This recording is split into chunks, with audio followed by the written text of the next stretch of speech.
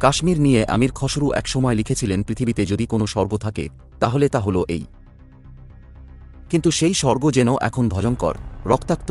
মঙ্গলবার পহেলগাঁওয়ের জঙ্গি হানায় বুলেটবিদ্ধ হয়ে মারা গেছেন ২৬ জন পর্যটক, আহত হয়েছেন বেশ কয়েকজন। নিহতদের মধ্যে ২ জন বিদেশি নাগরিকও রয়েছেন, একজন ইসরায়েলি এবং একজন ইতালীয়। গোয়েন্দা সূত্রের মতে মৃতের সংখ্যা আরও বাড়তে পারে। কাশ্মীর বরাবরই পর্যটকদের কাছে স্বপ্নের গন্তব্য, কিন্তু ১৯৮৯ সাল থেকে ভারতের এই ভূখণ্ড সাক্ষী থেকেছে সন্ত্রাসবাদী হামলার। তবে সবচেয়ে বড় সন্ত্রাসবাদী হামলার ঘটনা ঘটে ২০১৯ সালের ১৪ই ফেব্রুয়ারি লোকসভা নির্বাচনের ঠিক আগে পুলওয়ামায় সিআরপির কনভয়ে জঙ্গি হানায় মৃত্যু হয় ৪০ জওয়ানের। এই হামলার দায় নেয় পাকিস্তানি জঙ্গি সংগঠন জৈশ-ই মোহাম্মদ। তারপর কেটে গেছে অনেক বছর।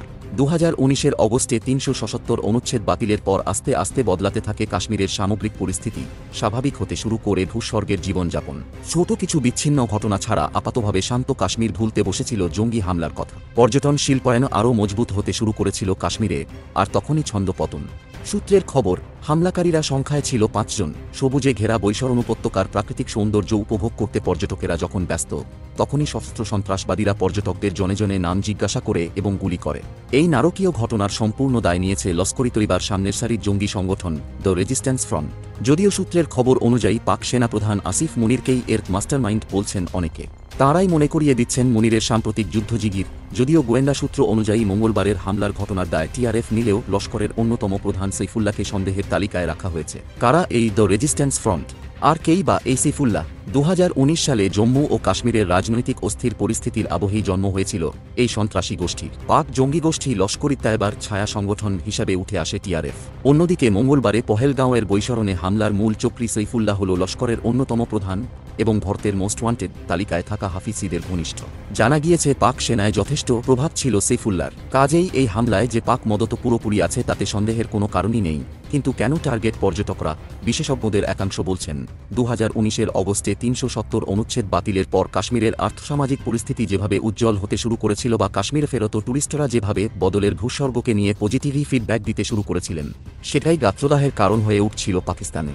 তাই জে.ডি. ভ্যান্স যখন ভারত সফরে রয়েছেন, ঠিক তখনই হামলার ছক কষে ভারতকে আন্তর্জাতিক মঞ্চে কোণঠাসা করতেই এই হামলা।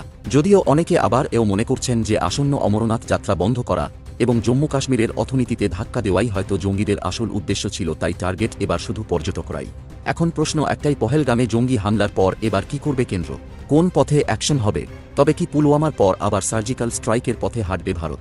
ইতিমধ্যেই কাশ্মীর জুড়ে নিরাপত্তা বাড়ানো হয়েছে, শুরু হয়েছে তল্লাশি অভিযান। সোশ্যাল মিডিয়ায় পোস্টের মাধ্যমে প্রধানমন্ত্রী নরেন্দ্র মোদী জানিয়েছেন যে এই জঘন্য কাজের পিছনে যারা রয়েছে তারা কেউ রেহাই পাবে না।